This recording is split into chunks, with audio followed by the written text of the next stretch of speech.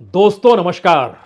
दिल्ली की राजनीतिक धड़कनों को परखना सीख लीजिए, क्योंकि 2024 का चुनाव इसी के इर्द गिर्द होना है।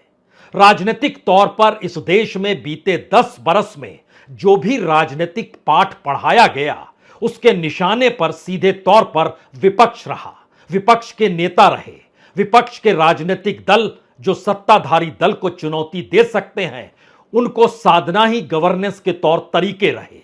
लेकिन इस दौर में जब जेल जाने से बचने हुए तमाम राजनीतिक दलों के कद्दावर नेता अपनी पार्टियां छोड़कर सत्ताधारी पार्टी में शामिल हो जाते हैं, जिस दौर में उन्हें डर रहता है कि पता नहीं कब गिरफ्तारी हो जाए, उस दौर का राजनीतिक पाठ अगर दिल्ली मॉडल के जरिए यह उभर कर आ जाए कि जनता के साथ कोई गिरफ्तार मुख्यमंत्री या जेल जा चुका मुख्यमंत्री भी उनके हितों को साध रहा है, तो इसके मतलब बहुत साफ हैं कि वह चुनावी राजनीति बिल्कुल नए तेवर के साथ दिल्ली के मॉडल में खड़ी हो चली है और अब उसे निशाने पर लेना शायद मुश्किल होगा।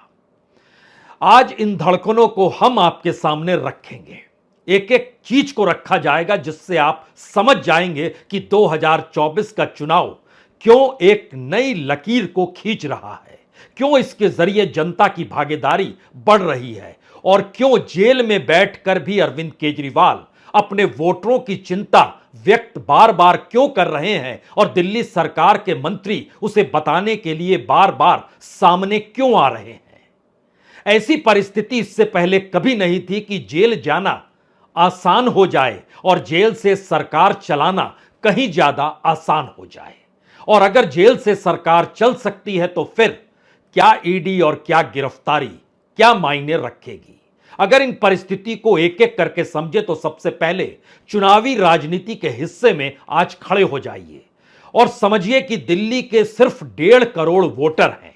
उन 1.5 करोड़ वोटर में हर तीसरा वोटर पूर्वांचल का है। पूर्वांचल का मतलब उत्तर प्रदेश का पूर्वी इलाका और बिहार का इलाका, और कुछ बंगाल का हिस्सा, कुछ उड़ीसा का हिस्सा, जहां से हर तीसरा वोटर दिल्ली के भीतर इन राज्यों से आता है। यानी उन वोटरों की मौजूदगी और उनकी मुश्किल हालात, जो अपने घर को छोड़कर दिल्ली में रह रहे हैं, उनको जो पानी चाहिए, जो बिजली चाहिए, जो इलाज चाहिए, जो स्कूल चाहिए, उसकी चिंता अगर अपने आदेशों के जरिए दिल्ली के मुख्यमंत्री जेल में पहुंचकर भी कर रहे हैं, तो फिर उन वोटरों का दिशा क्या होगी, उन वोटरों के आश्रय कौन सी राजनीति साधी जाएगी। क्या यह एक ऐसी परिस्थिति है जिसमें पहली बार यह बतला दिया गया कि हम गिरफ्तार हो सकते हैं, जेल जा सकते हैं, लेकिन हम चुनी हुई सरकार हैं और आपके तमाम आरोप जो थे वह बेमानी थे और गिरफ्तारी गैरकानूनी है? क्या यह सही है? हालांकि हाईकोर्ट कल इस पर सुनवाई करेगा। कल 10:30 बजे अरविंद केजरीवाल की पिटीशन पर सुनवाई होनी है, जिसमें उनका कहना है कि उनकी गिरफ्तारी गैर कानूनी तरीके से की गई। लेकिन सवाल इस दौर में यह नहीं है। सवाल यह है कि इससे पहले सीबीआई को लेकर 11 राज्यों ने उसका बायकॉट कर दिया और कहा कि सीबीआई हमारे राज्य में नहीं घुसेगी। वो तमाम राज्य गैर बीजेपी शासित राज्य थे। उस वक्त पंजाब भी था, राजस्थान भी था, छत्तीसगढ़ भी था, बंगाल भी था, और इस परिस्थिति में तेलंगाना भी था और कहीं ना कहीं आंध्र प्रदेश भी था। एक लंबी कतार है तमाम राज्यों की जिन्होंने सीबीआई का बायकॉट किया, क्योंकि उन्हें लगने लगा कि केंद्र सरकार सीबीआई के जरिए दखल दे रही है उनकी राजनीति में और उनके गवर्नेंस में। अब सवाल ईडी का था, तो ध्यान दीजिए, ईडी ने 9 नोटिस भेजे, लेकिन हर नोटिस को गैर कानूनी दिल्ली के मुख्यमंत्री ने करार दे दिया।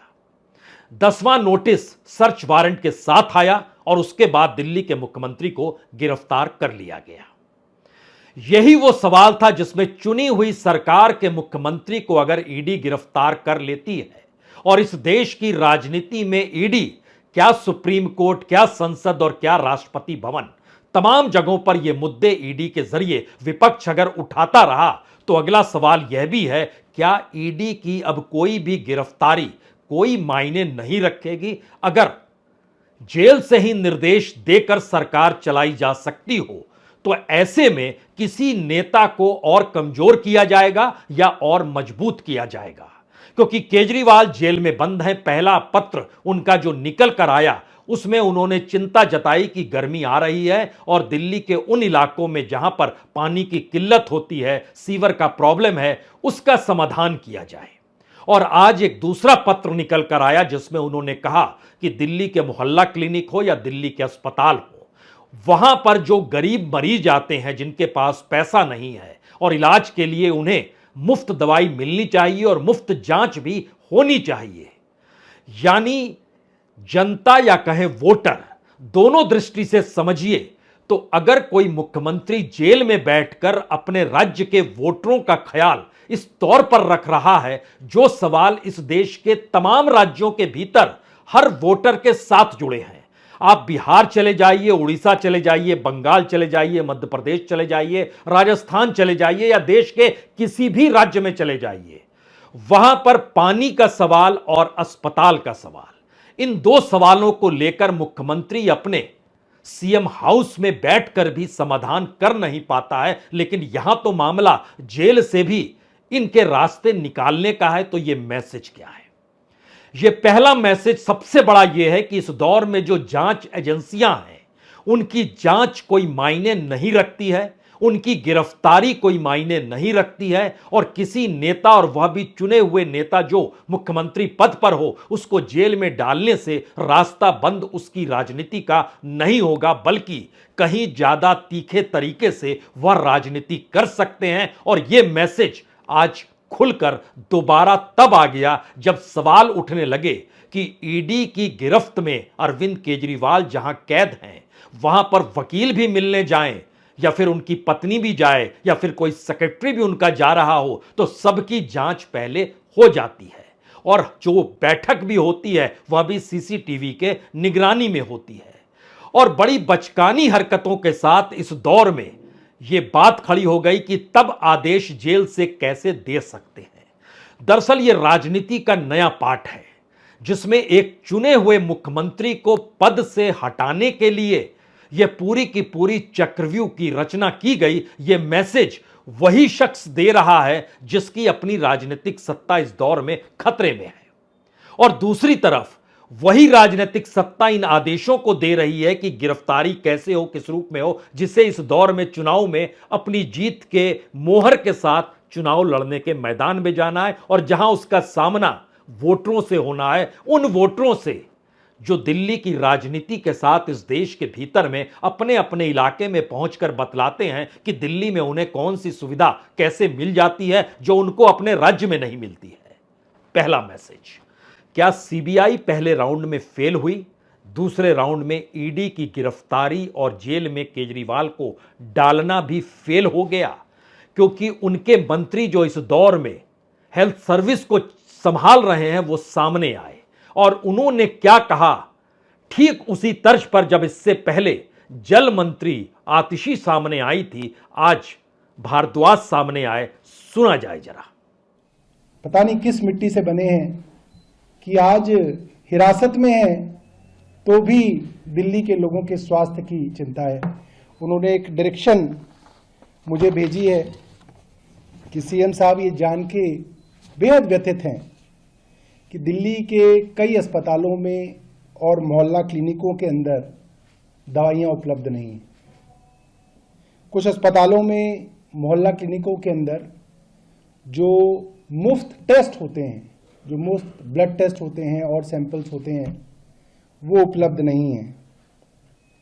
और उन्हें लगता है कि उनके जेल में जाने की वजह से दिल्ली में किसी को तकलीफ नहीं होनी चाहिए।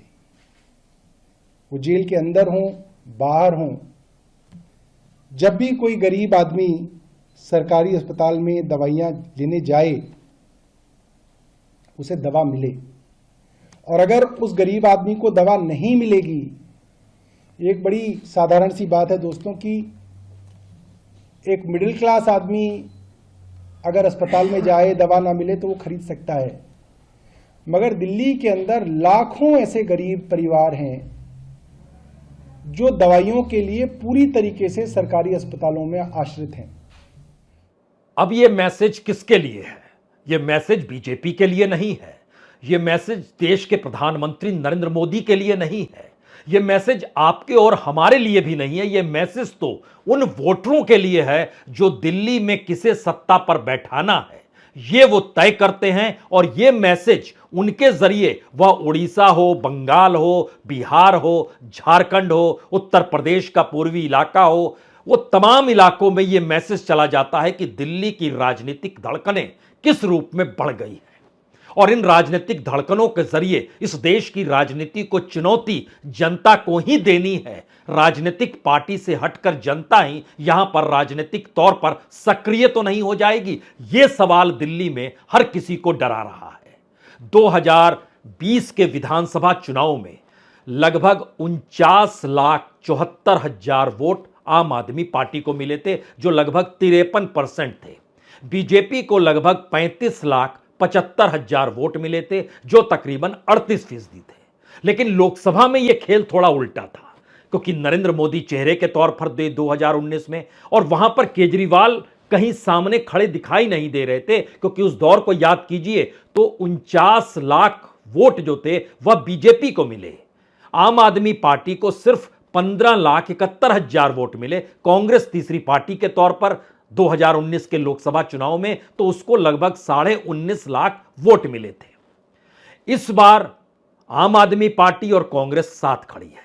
सामान्य मैथमेटिक्स कहता है कि दोनों के वोट को जोड़ दीजिए। अगर आप दोनों के वोट को जोड़ भी देते हैं तो भी सवाल यह है कि उसके 49 लाख हैं, जो लगभग 56% है, और दूसरी तरफ सिर्फ 40-41% है, तो कहीं मैथमेटिक्स काम नहीं करती है। और यहीं से असल राजनीति शुरू होती है, क्योंकि दिल्ली के भीतर 1.5 करोड़ वोटरों में तकरीबन 675 स्लम्स के इलाके हैं। वो स्लम जहां मुफ्त में पानी बिजली की व्यवस्था है, बच्चों के स्कूल जाने की व्यवस्था है, इलाज मुफ्त का मिल जाएगा इसकी व्यवस्था है। उन 675 झोपड़पट्टियों में रहने वाले तकरीबन 15.5 लाख लोग, या 15.5 लाख वोटर कहिए यहां पर, उन वोटरों के आश्रय समझिए कि उस पर किसका कब्जा होगा। कोई जेल में बैठकर अगर संदेश दे रहा है तो पहला राउंड तो यह है। और उसके भीतर अगर और जाइएगा, परिस्थिति में समझिएगा, तो सिर्फ यह झोपड़पट्टी का मसला नहीं है। इस दिल्ली के भीतर एक बड़ी तादाद लोअर मिडिल क्लास की है, और इनकी तादाद दिल्ली के भीतर तकरीबन 80 लाख की है। यानी सबसे बड़ी तादाद में लोअर मिडिल क्लास है, और उसके बाद मिडिल क्लास है, और उसके बाद अपर मिडिल क्लास, और फिर अपर क्लास है। यह दिल्ली का पूरा पैमाना है। लेकिन अगर 90 लाख के लगभग एक ऐसा वोटर है दिल्ली के भीतर बैठा हुआ जो राजनीतिक तौर पर अपनी जरूरतों का समाधान चाहता है, क्योंकि गांव को पीछे छोड़ कर आया है, अपने माँ बाप घर को पीछे छोड़ के आया है, और दिल्ली की राजनीति में उसे सुविधा मिल गई, कमाई कम ही क्यों ना हो रही हो, लेकिन बिजली, पानी और स्वास्थ्य यानी हेल्थ भी मिल जाए, और इन सब के बीच बेटे के लिए और बेटी के लिए स्कूल भी मिल जाए, तो यह एक ऐसा इमोशनल एस्पेक्ट है जिसको बीते एक हफ्ते के भीतर नहीं बल्कि 4 दिनों के भीतर केजरीवाल ने जेल से सरकार चलाकर दिखा दिया। हो तो आप हमें बर्खास्त कर दीजिए, क्योंकि राजनीतिक तौर पर बर्खास्तगी का मतलब बहुत साफ होगा कि 2024 के केंद्र में केजरीवाल की बर्खास्तगी आकर खड़ी हो जाएगी। दूसरा सवाल है, कोई अगर जेल चला गया तो सरकार कैसे चला सकता है? तब तो हर कोई जेल से कुछ भी कर सकता है, कोई अपराधी भी हो। लेकिन यहां सवाल अपराधी का नहीं है। 9 नोटिस जो भेजे गए, हर नोटिस का जवाब अरविंद केजरीवाल ने दिया कि दरअसल यह गैर कानूनी नोटिस है, और कभी भी वो पेश नहीं हुए।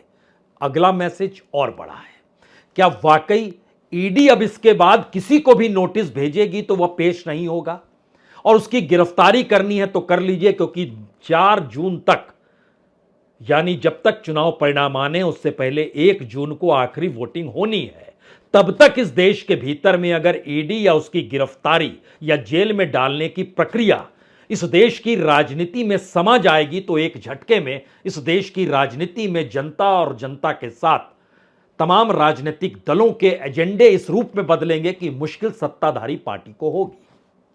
अब यहां से जो सबसे बड़ा सवाल निकलता है, क्या इन सब के बीच जनता की भागीदारी राजनीतिक तौर पर अगर दिल्ली की राजनीति में हो रही है, अगर वो पंजाब की राजनीति में हो रही है, अगर वो इंडिया गठबंधन के तमाम राजनीतिक दलों के भीतर हो रही है, तो फिर इन जांच एजेंसियों को राजनीतिक तौर पर ही क्यों नहीं रखा जाए, यह क्या अगला आदेश होगा?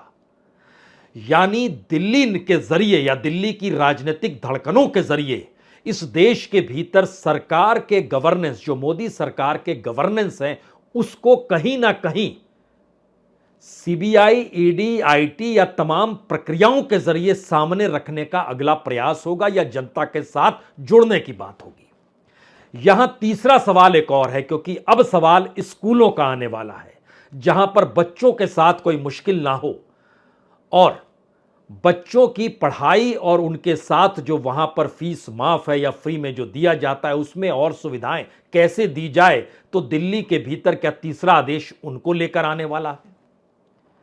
ये तमाम सवाल कमोवेश हर राज्य में उठ सकते हैं, लेकिन बड़ा सवाल तो यह है कि दूसरे राज्यों में अपनी गद्दी पर बैठकर और सीएम हाउस में मस्ती में बैठा हुआ भी कोई मुख्यमंत्री अपने राज्य के भीतर में स्वास्थ्य सेवाओं को लेकर या पानी को लेकर, पानी सप्लाई को लेकर या स्कूल को लेकर उतनी चिंता व्यक्त नहीं करता है जितना दिल्ली के भीतर यह राजनीतिक मुद्दा बन गया। तो क्या यह गले की फांस है? हमें लगता है कि इसके आगे की अब दो परिस्थिति को और समझ लीजिए, क्योंकि आज दिल्ली के भीतर जगह जगह पर प्रदर्शन हो रहे थे और आम आदमी पार्टी ने तय किया कि वह प्रधानमंत्री का घर घेरेंगे। यानी समझ गए कि इस दौर की राजनीति की नब्ज कहां पर है और बीजेपी नहीं बल्कि भारत की राजनीति के बीच में कोई शख्स खड़ा है तो वह इस देश के प्रधानमंत्री है और उन्हीं के इर्द गिर्द पूरी राजनीति इस देश की चल रही है। तो क्यों नहीं सीधे उन्हीं की घेराबंदी हो? और नजारा दिल्ली के भीतर इसलिए बड़ा महत्वपूर्ण है क्योंकि एक तरफ धारा 144 लगी, दूसरी तरफ आम आदमी पार्टी का विरोध करने के लिए और केजरीवाल को बर्खास्तगी को लेकर बीजेपी भी सड़क पर आ गई। तो धारा 144 भी लगी है, बीजेपी भी सड़क पर, और बीजेपी उसी राजनीति को आगे बढ़ा रही है जिस राजनीति को आम आदमी पार्टी चाहती है कि वो आगे बढ़ जाए। अब यहां पर जो सबसे बड़ा सवाल है, राजनीतिक तौर पर लोकसभा चुनाव की तैयारियों के बीच क्या ये एक मुश्किल स्थिति में केंद्र सरकार आकर खड़ी हो गई है, जहां पर उसे समझ नहीं आ रहा है कि अब उस राजनीति को कैसे पाटे जहां पर करप्शन के खिलाफ वो लड़ती हुई दिखाई दे, जहां पर इस देश के भीतर में विपक्ष के उन नेताओं को वो मनी लॉन्ड्रिंग का आरोप हो या करप्शन के दूसरे चार्ज हो, उसको लगाए तो वह ईमानदारी के तौर पर नजर भी आए।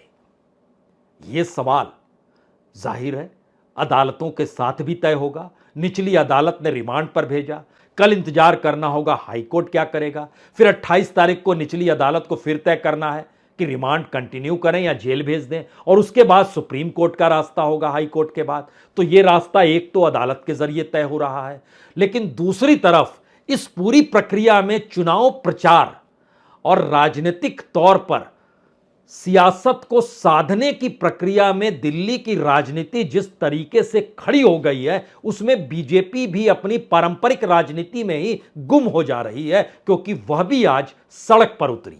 तो दो दृश्य आपके सामने हैं। पहला दृश्य देखिए, बीजेपी के लोग विरोध कर रहे हैं।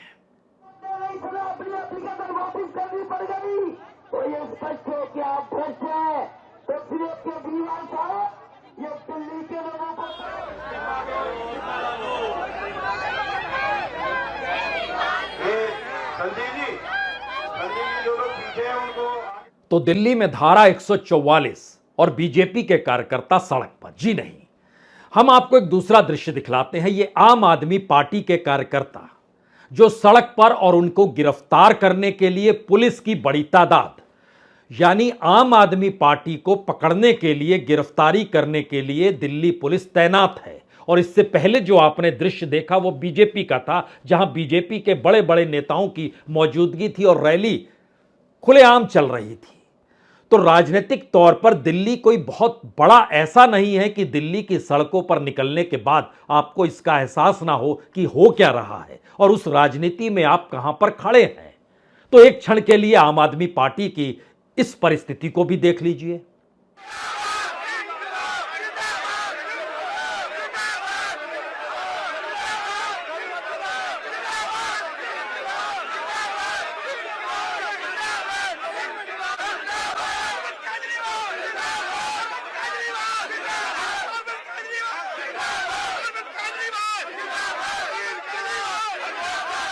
अब यह तो समझना होगा कि दिल्ली में चुनी हुई सरकार के पास कोई ताकत नहीं है।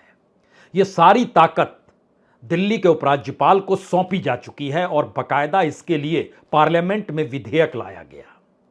और दिल्ली सरकार के पास जब ताकत थी तब भी दिल्ली पुलिस उसके पास नहीं थी, क्योंकि दिल्ली देश की राजधानी है और सुरक्षा के लिहाज से यह गृह मंत्रालय के पास रहनी चाहिए। इस पर बहुत पहले से मुहर लगी हुई है। तो सवाल उस मुहर को मिटाने या बनाने का नहीं है, सवाल यह है कि चुनाव के वक्त मैसेज क्या जा रहा है। देश के गृह मंत्री अमित शाह हैं। अमित शाह बीजेपी की पूरी रणनीति बनाते हैं चुनावी तौर पर। इस दौर में जो ईडी को लेकर जो सवाल करप्शन के उठ रहे हैं, उसको राजनीतिक रैलियों में जिक्र कोई दूसरा शख्स नहीं, प्रधानमंत्री मोदी करते हैं। और जब वो करप्शन को आधार बनाकर ये कहते हैं कि किसी को नहीं छोड़ेंगे, तो विपक्ष के उन तमाम नेताओं के चेहरे आपके सामने रेंगने लगते होंगे। हां, ये लोगों ने करप्शन किया है, लेकिन उसके बाद अगला हिस्सा आपके सामने आता होगा कि इनमें से कितने लोग थे जिन्होंने बीजेपी अपने साथ ले गई और उनके खिलाफ तमाम कार्रवाई बंद हो गई, जिसका जिक्र बार बार हो रहा है। लेकिन अगला सवाल सबसे बड़ा यह है कि चुनाव के वक्त में अगर गिरफ्तारी राजनीतिक तौर पर एक मजबूत हथियार बन जाए, अगर जेल में मुख्यमंत्री और वहां से आदेशों को देकर अपने वोटरों के साथ वह जुड़ रहा है, तो इससे बड़ा हथियार राजनीतिक तौर पर क्या हो सकता है, शायद यह राजनीति में पहली बार उठकर सामने आ रहा है। जो 4 महत्वपूर्ण सवाल इस दौर में उठे हैं, उससे पहले हमें लगता है कि दिल्ली के एक मंत्री गोपाल राय की बात को सुनिए। वो क्यों कहने को बेचैन हो रहे हैं कि दरअसल दिल्ली को एक पुलिस स्टेट में तब्दील किया जा रहा है। ये दुर्भाग्यपूर्ण है कि पूरे दिल्ली को भारतीय जनता पार्टी की सरकार ने एक पुलिस स्टेट में बदल दिया है।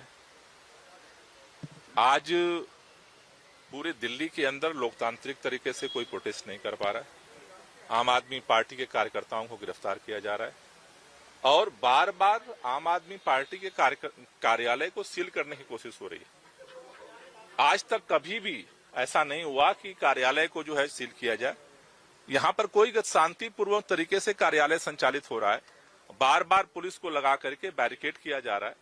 ये समझ के परे है। हमें लगता है कि भारतीय जनता पार्टी को अरविंद केजरीवाल की गिरफ्तारी के खिलाफ जो जनता का गुस्सा है उसका जवाब देना पड़ेगा। पुलिस को बैरिकेड को लगा करके भारतीय जनता पार्टी के नेता पीछे नहीं छुप सकते हैं और ये तानाशाही का जो विस्तार किया जा रहा है इसके खिलाफ जनता लड़ेगी और हम भी लड़ते रहेंगे। असल सवाल इन्हीं की बातों में छुपा है।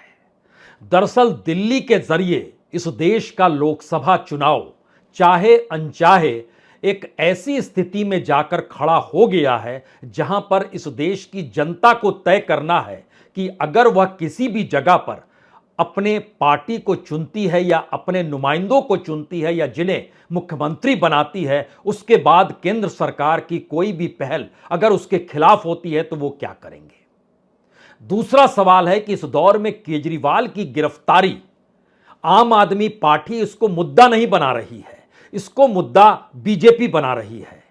और दूसरी तरफ आम आदमी पार्टी इस देश की राजनीतिक परिस्थितियों में केजरीवाल को एक बड़े नेता के तौर पर खड़ा करने की दिशा में ले जा रही है। यानी दिल्ली की धड़कनों को सिर्फ दिल्ली के आश्रय मत सुनिए, बल्कि इस देश के भीतर अलग अलग प्रांतों में जो कुछ भी हुआ, चाहे वह महाराष्ट्र के भीतर शिवसेना और एनसीपी का टूटना हो, चाहे वो झारखंड के भीतर सोरेन का जेल में जाना हो जो वहां के मुख्यमंत्री थे, चाहे इस दौर की राजनीति में बिहार के भीतर तेजस्वी यादव को पता नहीं कब कौन कैसे गिरफ्त में ले लेगा और जब वो नाबालिग थे उस दौर के आरोप भी उन पर मढ़े गए हैं। ये परिस्थितियां इस देश के भीतर में अब इस तरीके से उठ रही है कि क्या सब कुछ के केंद्र में दिल्ली का मॉडल राजनीतिक तौर पर जिसको केजरीवाल ने अपनी गिरफ्तारी के बाद बना दिया है, वही कहीं राजनीतिक मुद्दा तो नहीं बन जाएगा।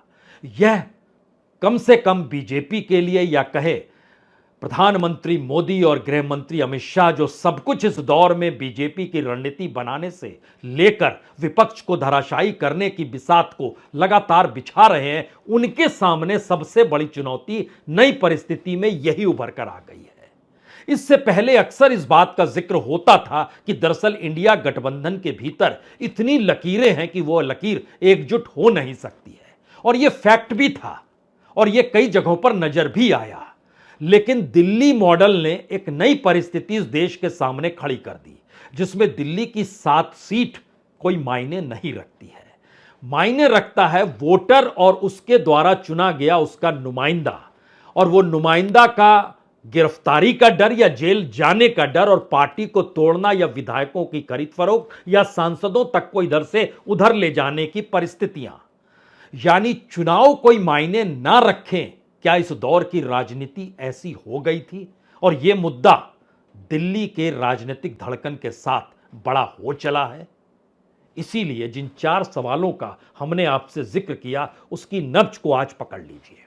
पहला मुद्दा, प्रधानमंत्री करप्शन को लेकर कहीं भी रैली करेंगे तो दिल्ली के भीतर जो शराब नीति बनी, उस शराब नीति का जो प्रमुख व्यक्ति जो पैसे वाला था, उसने इलेक्टोरल बॉन्ड के जरिए बीजेपी को पैसा क्यों दिया? तो करप्शन का मुद्दा धराशायी हो गया।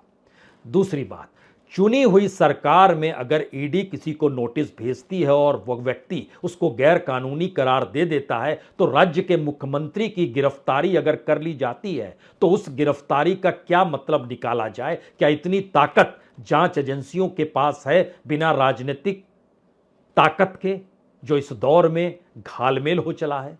तीसरी परिस्थिति, क्या एक ऐसी परिस्थिति इस देश में बन गई कि किसी को भी जेल में डालिए और उसके बाद कहिए कानून कहता है कि आपको मुख्यमंत्री पद छोड़ना पड़ेगा, तो एक शख्स ने इनकार कर दिया और उसके बाद एक झटके में समूची राजनीतिक बिसात डगमगाने लगी, जो दिल्ली में हुआ।